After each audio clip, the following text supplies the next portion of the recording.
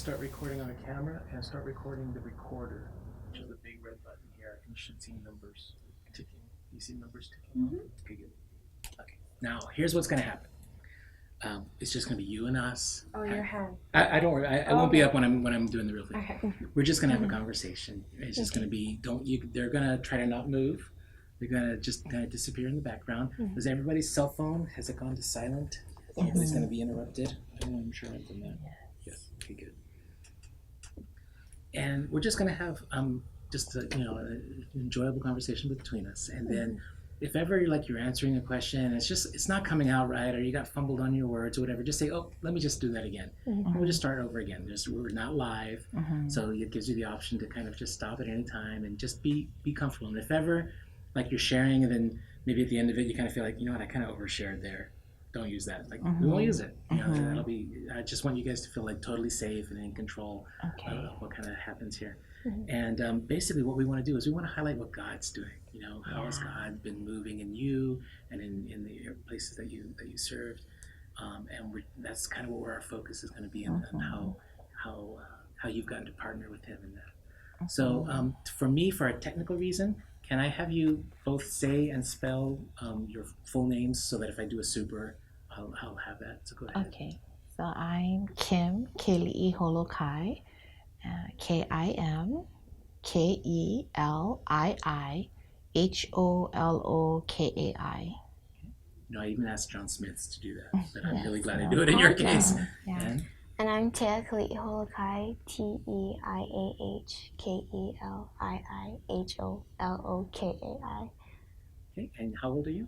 I'm 12. Okay, yeah, I don't need to know how old you are. Do you have any questions before we start? No, Okay. I don't. So we're just gonna kind of let it rip, and then we're gonna be taking portions of it. But basically, let me ask you this: tell me about when did you first start thinking about this mission trip?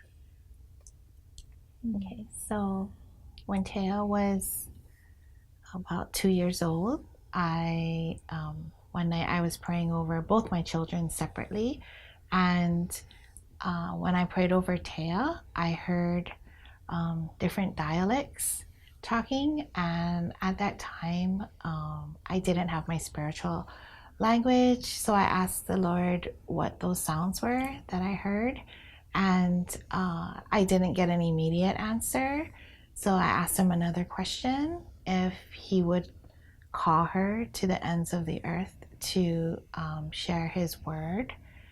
And in 2014, Teiah's dance school, Prisma Dance, she's been dancing at Prisma for the past 9 years. The director, her name's Nicole Lamb, she announced that God had given her a new vision to expand the school as far as not only doing local outreaches but also missions.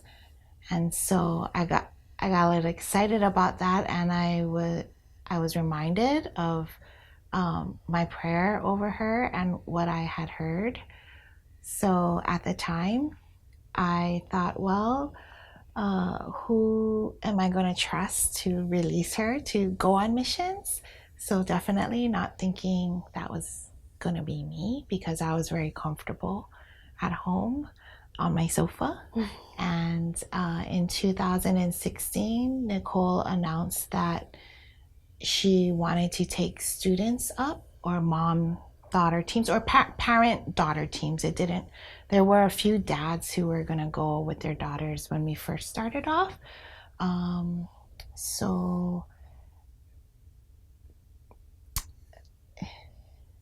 So praying on it, God just showed me that as a parent, He called me to steward her well. And at the time, Teiah was homeschooled, so we were very close and spent a lot of time together.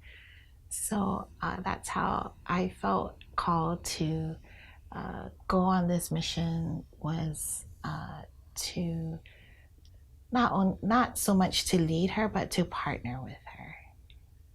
Do you remember that day when she was praying over you? No, I do not. Okay. When did you first hear that you might be going? A foreign country. Well, first my mom introduced it to me when she first got the email from my dance teacher. And, well, I always love traveling, especially because I've traveled for gymnastics and I've always enjoyed it. And, like, when she said, like, Africa, like, I was so excited and I kind of wanted to already, like, go. So I was interested in it, but, like, I didn't know for sure if I really wanted to go until, like, later on when we started fundraising, and it was just like, whoa, I'm actually trying to go up there. So There had to be a moment where you had to sort of confront some fear about this. Do you really want to go? You know, what was that like? Was it fearful at any point? I was not fearful at all for me. I'm not sure about Teo, but I did know that I was nervous about pitching it to my husband and how he would respond, probably in a perspective of financial. Um, but I immediately heard the Lord tell me to tell him that none of the costs would come out of our family finances because we are more of a one income family. So I told him that, and I just, from the very beginning, I trusted the Lord with finances. I was never fearful of actually going or what might happen. We did push our missions trip back from October 2017 to March 2018 because there were elections in Kenya in August, and we wanted any political unrest to, kind of die down. But even at that, um, there was no fear. So Was the finances the biggest challenge? And how did God answer that? actually, finances didn't seem like a challenge at all. We started in August 2016 for a trip that we took in March 2018. So more than a year, because we pushed the trip back, and we did many fundraisers with New Hope Central Oahu missions team. That was a huge blessing. We also did fundraisers with Prisma Dance and our team there. And of course, we also had generous blessings along the way, financial blessings. And it was never a struggle. And if anything, I believe I kind of witnessed at a time where I thought, after we wrote checks to pay for the trip in like 3 waves, and after the second wave, I thought that our savings account for this trip that we had set aside was nearly empty, and when I checked the balance, like, it surprisingly had enough. Yeah. Tell me about Prisma Dance. What is that? Who is that?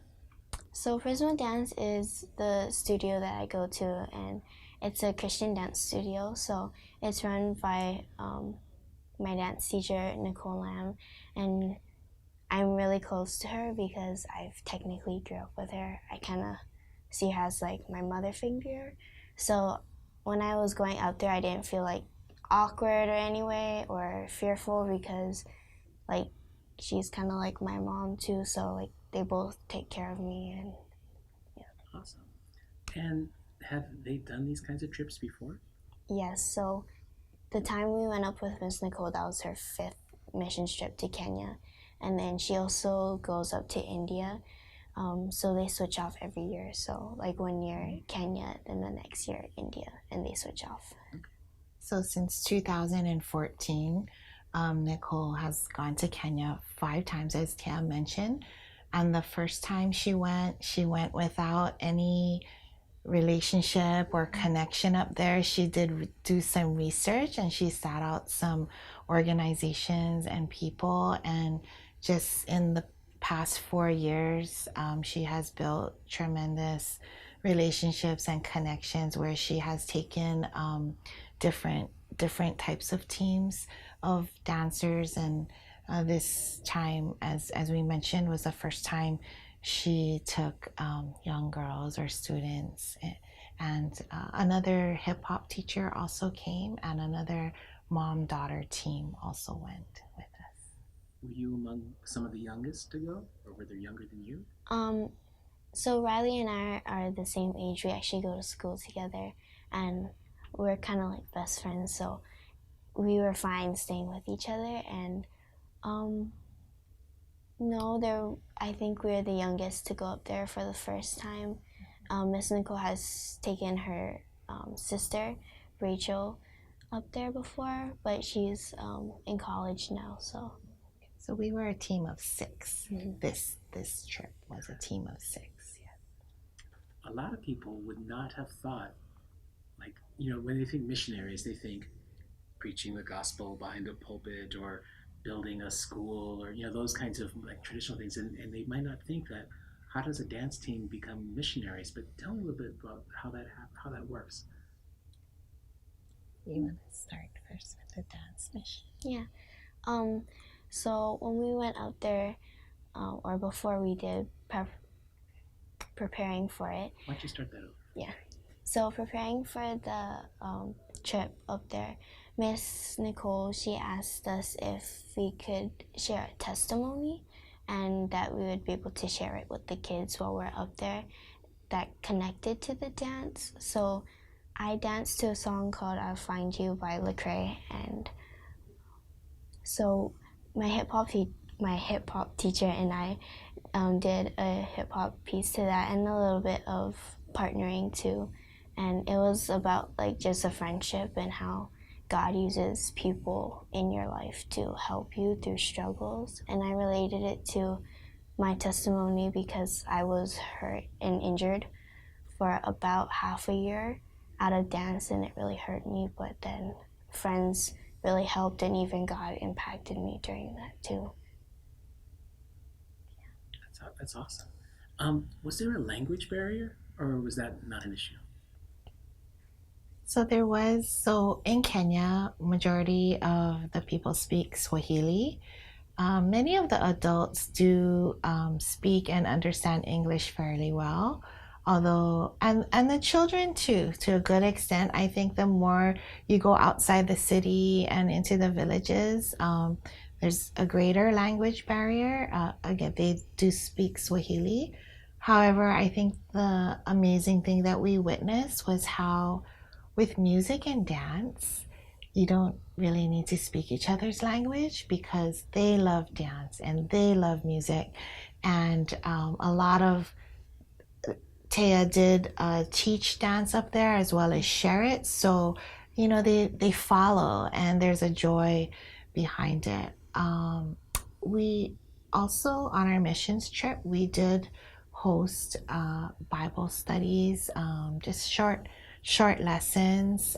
We also planted trees up there, from fruit trees like guava and orange to avocado to plumeria trees, and what else did we do? I think we also did palm trees up there because so I do a leadership class at Prisma, and it's run by Mr. Amos Malongo, and he lives half in Kenya and half in Hawaii.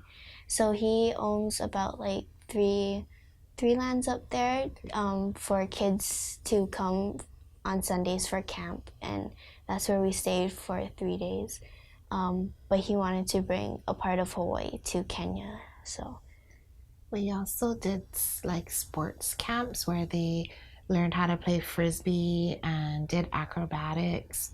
There was also photography lessons offered, as well as we brought up tablets for the first time to these Western rural villages. And the tablets are so that the leaders back in Hawaii could communicate with the leaders in Kenya, the youth leaders, and so they can communicate, they can share dance videos and choreography. And so Teiah and Riley were able to teach the youth leaders how to use the tablets. So that was also fun and exciting. Awesome. So you got to teach all kinds of things. Mhm. Let me ask you, did you learn any new dance moves from the Kenyans? Yes, when we went to Anos, Africa, I learned a lot of new dance moves and about like Kenyan, how they dance in their way, and it was really fun. It's called Afro pop. They call it Afro pop. Yeah, so, and they really enjoy dance. Yeah. Was there a moment that you reflect on, looking back on that trip, that you were particularly proud of Teiah and what she had done or what she was doing in that moment? Do you remember like a certain moment where you just kind of stepped back and went, wow? Yeah, so as I reflected on our relationship and just how blessed I was to go on my first missions trip with her, well, first I will share that I had car sickness going from the airport to our place of stay when we first arrived in Kenya. And she sat next to me like a trooper and held a Ziploc bag. And I realized how much she loved me. I was like, my daughter loves me. But yes, I witnessed her show love to difficult people, mainly children, whether it was a language barrier or just, a child that might be having a tantrum. So witnessing her choose to show love and extend grace and be patient in the moment, that was beautiful. Also witnessing her share her testimony and just to get up in front of large crowds and to speak and to work through any kind of nervousness as far as public speaking was concerned. That was also another proud moment for me. But just her energy, and I know that strength and that energy comes from the Lord and her closeness to God.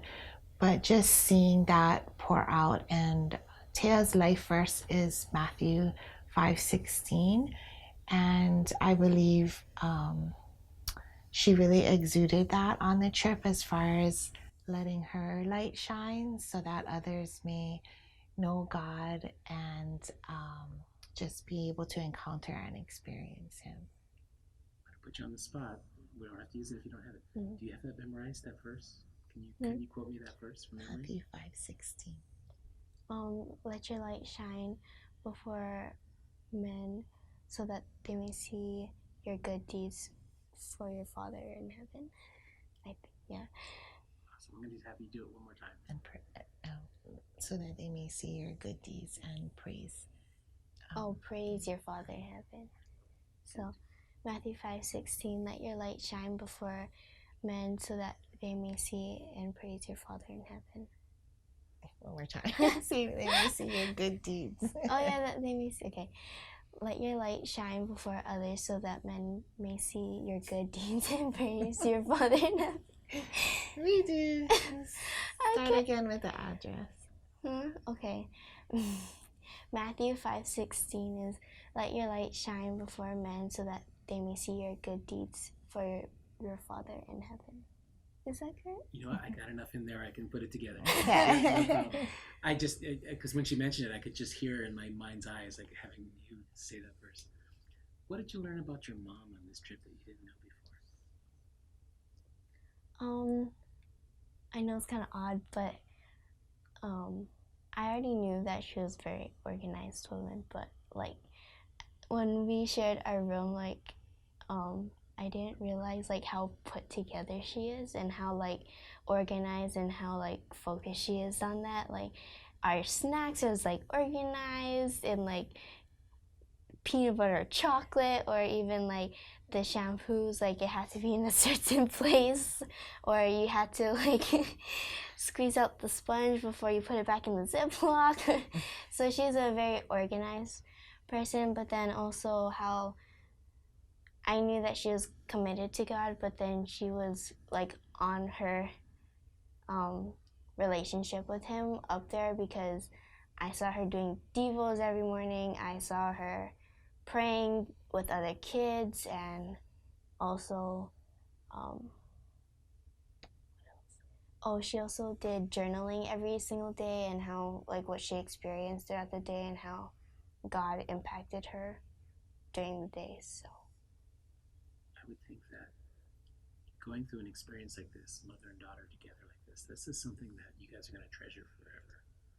You know, the memories that you guys make. Do you want to talk about that a little bit? I mean, just the experience of going on the mission field together, what that has done for your relationship together, and then I'm going to ask you more about from here on out about your relationship with the Lord. But how has it affected your relationship together, doing this together?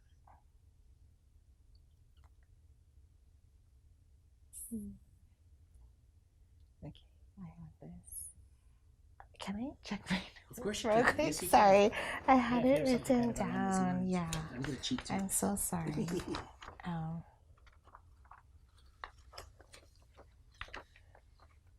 Everybody okay back here? Yeah. Okay. Okay, that was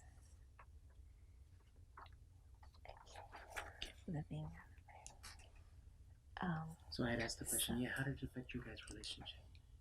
So Teiah and I have always been really close. From second grade through fifth grade, I homeschooled her. So we spent a lot of time together and we really grew spiritually. And since she's entered middle school, she went to halftime school, and as well as it's called blended learning. And but middle school curriculum has been really rigorous, and it sort of takes our focus off of what we used to have together, especially I think spiritually. Like, I would constantly hear God tell me to spend more time with her, like worshiping and in the Word like we used to. So it gets a little drowned out um, by especially academic rigors as far as extracurricular. So going on this trip, it was almost like a reconnection where it was doing life together again. It was partnering with her for God. I think I've always seen Teiah as like a best friend more than my daughter. So it seemed as if we were just two best friends out there. And I I think what we'll reflect on the most is those uncomfortable moments where we struggle through certain types of bathrooms and cleanliness, and where we experience being uncomfortable together, where it's tough, even when it came to the food sometimes, but yet we love on each other and we get through it, and we know that it's all worth it in the end because both of us love God so much, and yeah, it makes it worth it. Anything you wanted to add? No, not really. What did you guys do to prepare yourselves spiritually for this trip? Okay, so actually, we joined Auntie Carol's missions class together, and just to be introduced or reintroduced into especially spiritual gifting and how to use the spiritual gifts and how to desire it and thirst for it. We also prepared by increasing in knowledge of the place that we went to. And while knowledge might not seem spiritual, I think the more you know about the place you're going to. So, for example, we learned about Word of Life Kabete, which is the camp that we stayed at majority of the time. We also learned about Anos Africa, which is the dance organization that goes into the slums to teach kids dance, and that's who we work through. We also studied the slum area of Mathare and Kibera. And so we looked into just where we're going fasting, praying, trusting, and I believe just, I know for me, 1 week before we left, I was really excited about a month before, like extremely excited. And I was so excited that I honestly started thinking about where I wanted to go next on the next mission. And but about a week into before the trip, I was very overwhelmed spiritually with gratitude. So I was just thanking Papa God for his provision, not just for this trip, but just in our lives in general, in our family, in our careers, in our pursuits, just his provision. And I think that heart of gratitude going into the trip really just sort of helped me settle and prepare myself spiritually, because my excitement was a little almost outside myself. So yeah. How about you? How did you prepare for this trip? It was technically everything that my mom said, but even before the trip, my friend and I, Riley, I feel like we were so excited just to play with the kids and love on them. Like, all I could see was like us playing frisbee and kickball, or they call it football, and even when we were in Anos, Africa, these two little boys, they came up and just gave Riley and I just this big hug, and it was very touching to us, because like a kid over here would never like come and hug a stranger. So it was, yeah, it was an awe moment, I guess, for us. Tell me some of the experiences that happened over there, like certain people that you had really touched, or that are standing out in your mind. What were some of the impacts of your trip over there? Joshua. So I this actually, I God showed me two really big things that he didn't want me to miss. So first was, I think as a first time missionary, you think about how you want to pour into the people that you're gonna go meet and see. And one of the things I believe God had for me was being a recipient of his love. He used those people to show me his love. So while I was there, I was very overwhelmed by the kindness, the thoughtfulness.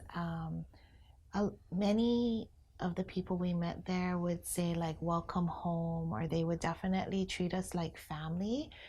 And there were, for example, because I got car sickness on the ride from the airport to the camp, and we had like local drivers. So basically, we spent all of our time with locals. We didn't, stay in hotels. So we had amazing car conversations.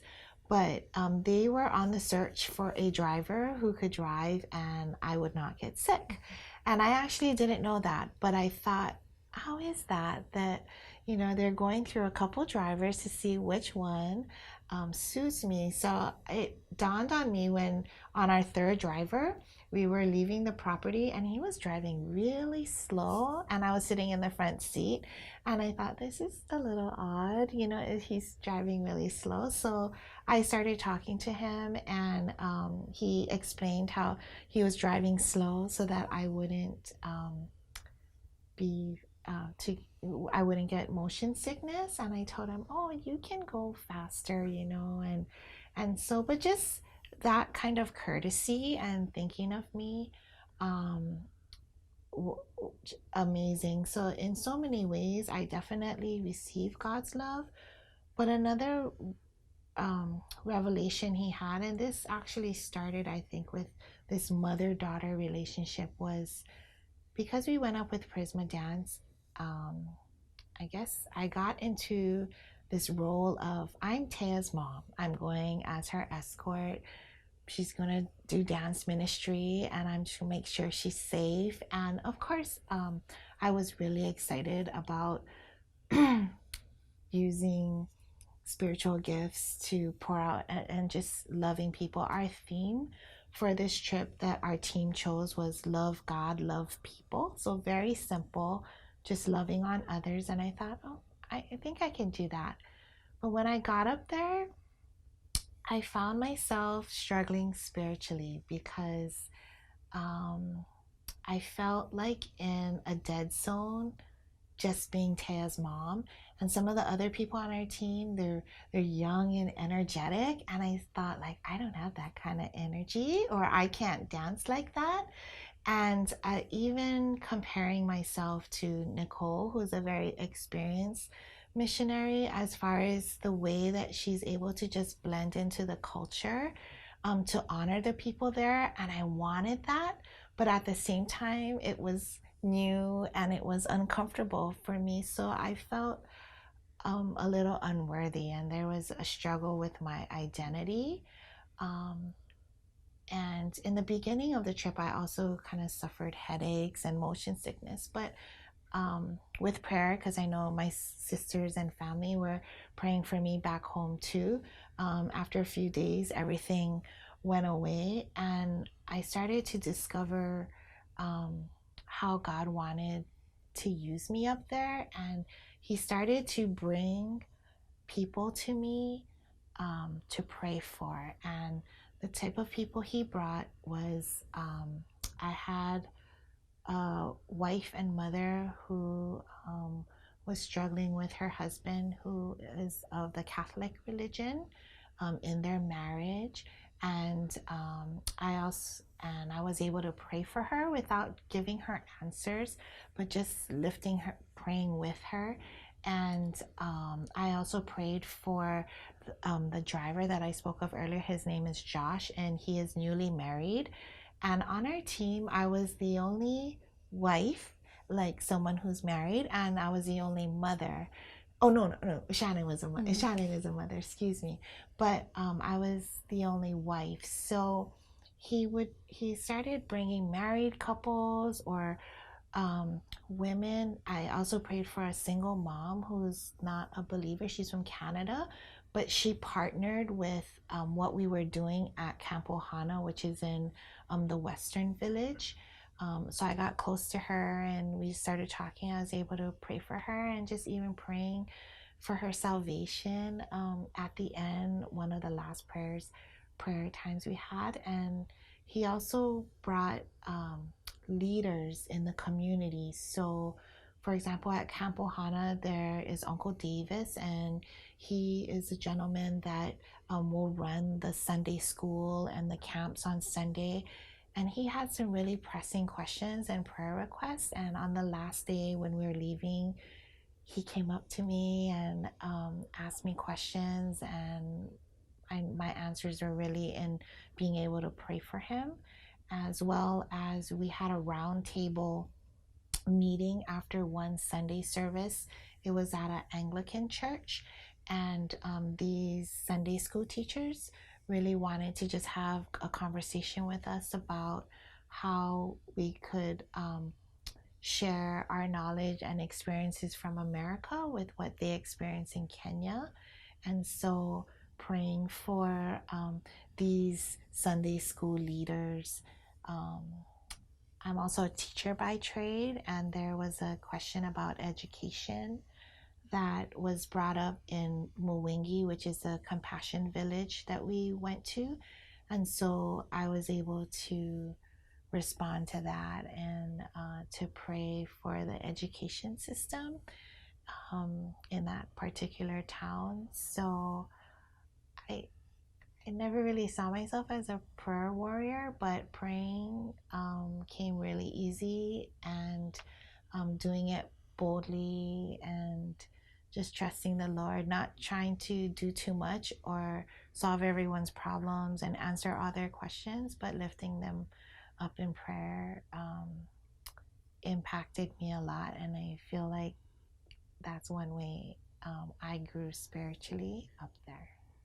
Those skills of just taking people where they're at and connecting them with the Lord, and not necessarily feeling like you have to provide all the answers. Yeah. That works here too, Mm-hmm. right? Yeah. Yeah, that's awesome. Mm-hmm. Tell me about some of the relationships and interactions that you had that stood out to you? Well, that's a lot. Well, the people that mostly stood out to me was the people at Word of Life and at Camp Ohana, more at Camp Ohana. I would say because I really got to know the kids more. So in our leadership group, before Riley and I went up, we had pen pals, assigned pen pals, or we got to choose the kids from watching a video of them, and we got to write down their names and we got to know them a little bit more. So I enjoyed like learning more about them and actually meeting the pen pals and seeing who my friends' pen pals was. Unfortunately, I didn't get to meet mines or see mines up there, but just playing with the kids, like they're like very easily gifted with frisbee, which I found out. But I would say that I had a good relationship with Lottie, which is my friend one of my really good friends, Hiroko. That's her pen pal, and just like reading their letters and actually getting to speak with them, it's different because you actually get to hear their voice and their words, and instead of just like seeing it on a piece of paper. And also, I would say Leia, which is Uncle Davis's daughter. Riley and I took care of her when we were up there, and she was just like a little sister to us, and she didn't know how to speak English yet, but she was very shy, but we just got to love on her, so. Can I let Teiah look at her notes? She actually answered this question really powerfully, I thought. Yeah, let's hear it. She wrote, no, that was. Oh, okay. Don't read it. Yeah, she won't read it, but just to remind you of what I think this is to say this. What's my recording time? Okay. You know what?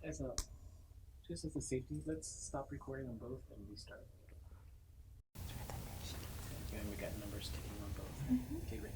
All right, pick it up from where we are. Okay. So yeah, tell me what you want to tell me. Okay, so for my expectations before this trip was I thought that I was going to impact the kids, like I was the one who was going to pour it into them, but I believe that God just kind of told me that like you are actually going to learn from them. So I knew that like my perspective was going to be different when I got up there, like I'd be more appreciative of what I have, but I learned that the kids up there have so much patience up there, and they taught me how to, well, not taught me, but like they showed me how I could be like a better person, like a better sister, a better daughter, a better friend. When I was up there, I met these four kids, and they would always eat outside when we ate inside. But so we offered to make them plates, and there was a 1-year-old and I think Leia, which is 6, which is her brother and sister, and then she has an older sister named Susan, which is about like 10 or 11. And I saw Susan hand the plate down to the youngest, which was the baby, and like over here you don't normally see that. Like you see the kids eat together, but up there, like they haven't eaten all day, but they still let their younger siblings eat first. And even what amazed my mom and I up there was during the camp, how long did they stay with us for? All day. It was kind of an all-day camp from about 9 to 4, and the village kids would come and wait outside the gate very patiently for us to open it. And many middle-aged, maybe about anywhere from 8 to 12, would come with their little siblings and carry them on their back and take care of them the entire day without their parents. Yeah, I just learned that they had so much patience and so much grace and how much they took care of their siblings, and even like with their friends, like they would drink out of the same water bottle with their friends, and even like they would pass it around the circle, and just how gracious they are on the people that they love. So Mini moms. Yes. Awesome. Yeah. What do you think? And I don't know if you experienced this yourself, but I know. What do you think is the biggest misconception that people had about where you were going and where you were going, what you were going to be doing? Did they think you were going to be in grass huts and Yeah, I think a lot of my friends were surprised when I said that we were riding in cars. They're like, they have cars up there. They have, like even when I said like the kind of food that we ate, it wasn't like porridge every single morning, or, I mean, we did eat the same thing, like about the same thing for breakfast, lunch, and dinner, but they were very surprised of like how well they're doing up there. Like they even have stores, and they're like, they have phones. Yes, they have phones. So I would say that they were very surprised with the technology that they had up there.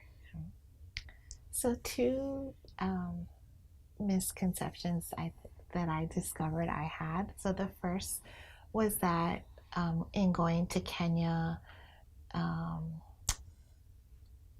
the Christian faith wouldn't be so prevalent. Like you're going out there and you're really speaking the word to people who just absolutely have no idea of it. But on every block, whether you're in the city or in the towns, there are many Christian churches, there are many Christian schools.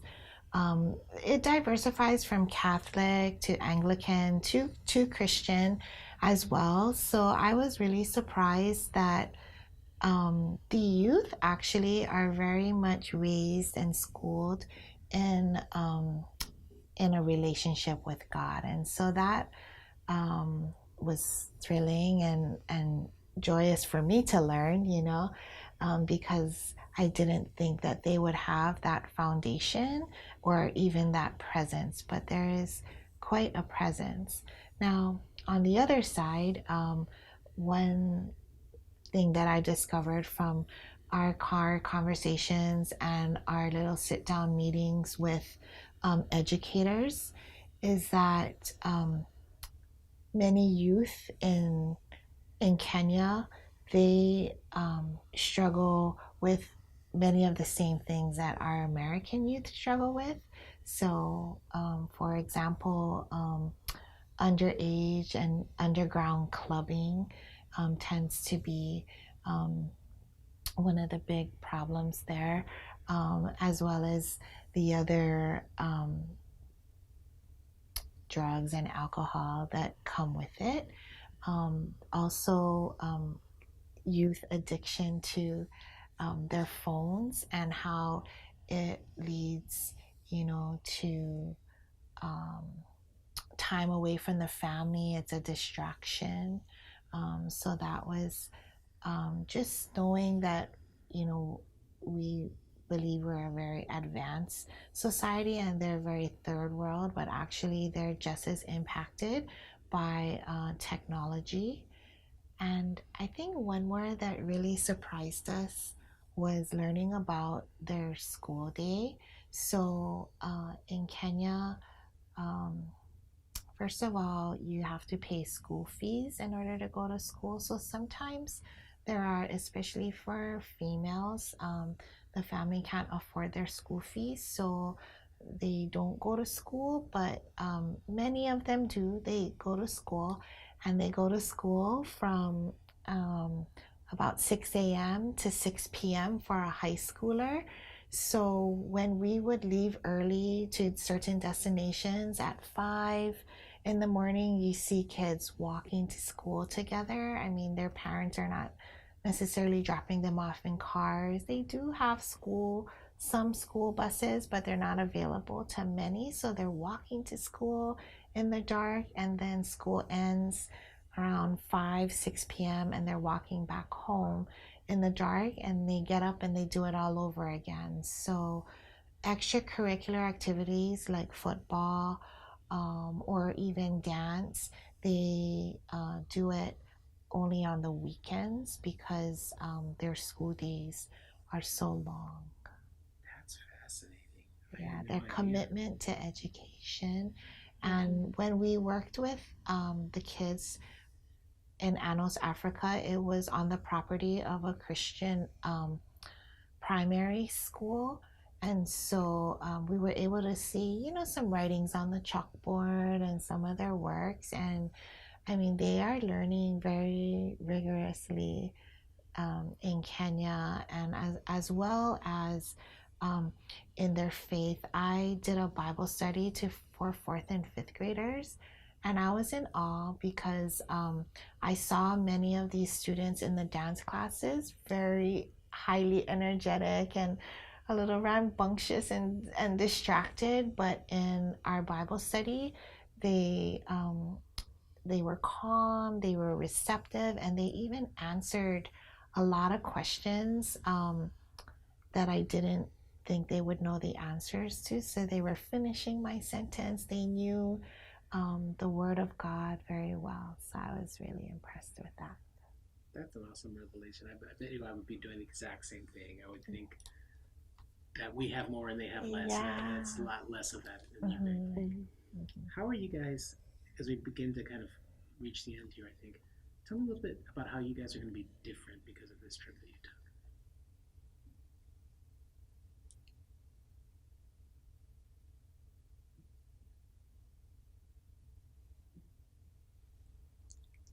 I can go first. Yeah.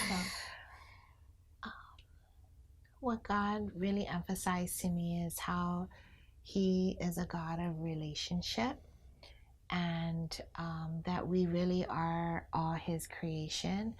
And so for me, um, when people ask a question like, do you want to go back? Or, you know, is there another mission trip in the future?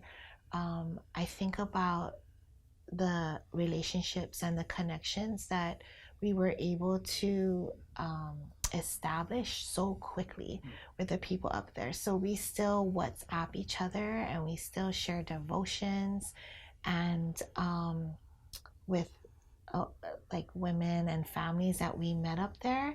And so for me, I think it's just being in constant reminder that God is a very relational God, and He not only wants us to first and foremost have a intimate relationship with Him, but He also desires for us to have deep and intimate relationships with people around the world. And what stands out to me is Papa Boyd, who has come. He has a ministry, My Father's House Ministry, and we were able to spend some time there. And his overseeing pastor, his name is Pastor Mike, and he prophesied over Teiah something that was prophesied over her probably about 6 years ago.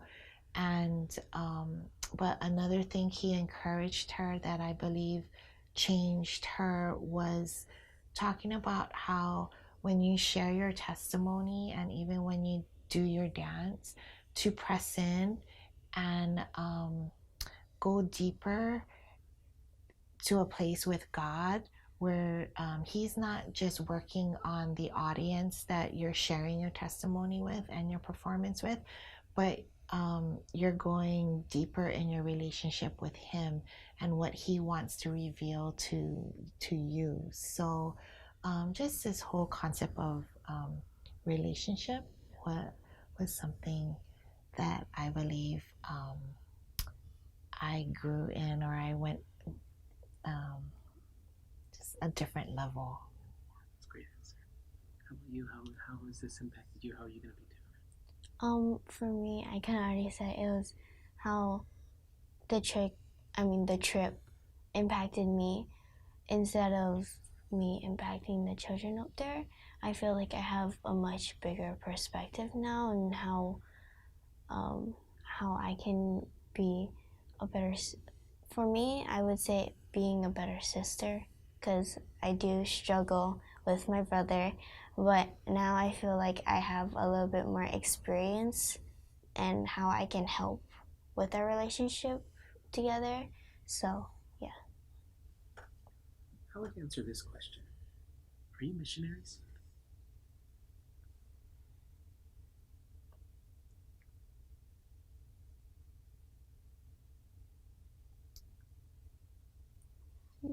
I believe I'm a missionary because I believe in every season God has a mission for us, and that mission we have a mission field that could be right in front of us. It could be in our homes or in our backyards in our community, or our mission could be to go on a crazy adventure with him. And I was reminded of how God is a very fun and adventurous God.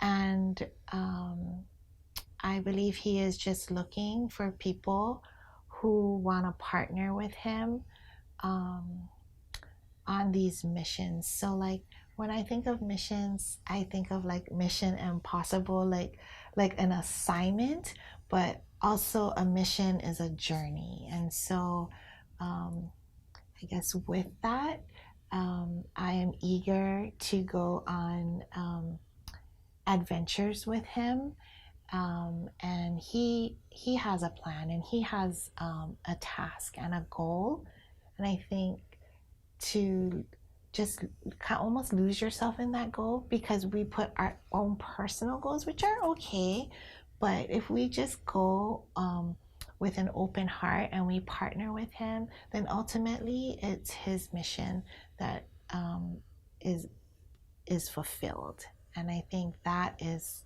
fulfilling in my life. Just a moment. She touched her mic. Was that a problem? I've got a bit. Okay. Do you mind if you just repeat that answer? It's just Okay. really, there's just one line that I wanted you to say is, Okay. when I go with my personal goals, and you Okay. touched like, Okay. if I can just get you to saying that without Okay. touching, then I can edit Okay.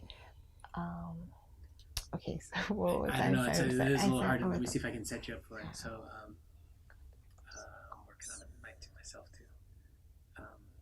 We were asking you, like, are you a missionary? Oh, And right. then you were Okay. answering about how that it's just not only an assignment, but it's also a journey. Why don't you talk about that? Right. So, being a missionary, the word mission is not just an assignment that God has for us, but it's also a journey that He wants to take us on. And I believe that if we can put aside our personal goals on a missions trip or during a season of our life, and instead just partner with him and allow him to work his plan just through us, then that's the most fulfilling mission that I could be on. Are you a missionary? I would say yes, because I always felt like God always had something for me that I love to like fellowship with new people that I haven't met yet. So that's what I kind of love about Prisma Dance, because we do outreaches at Shriners, at even at like homeless shelters, and I feel like you get to connect with the kids, and it doesn't even have to be a kid. It could be like an elderly or a parent or even a young adult. So I would say that I am, because I get to experience other people's just heart and how they worship God, or even if they're not, to how they react to things, or even how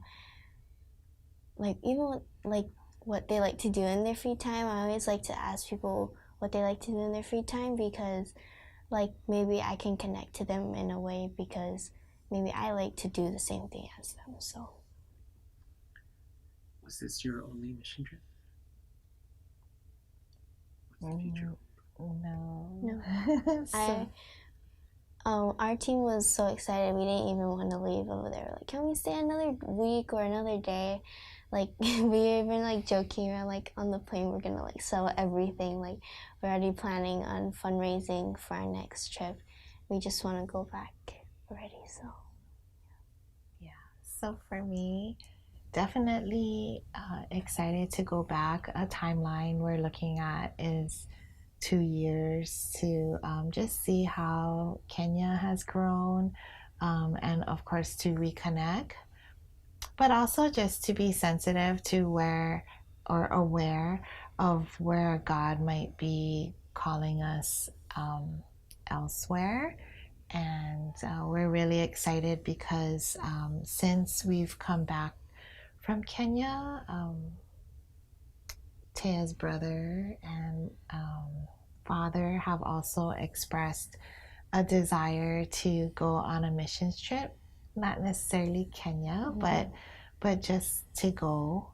And so that's really exciting. I pray that one day we'll be able to do a missions trip together.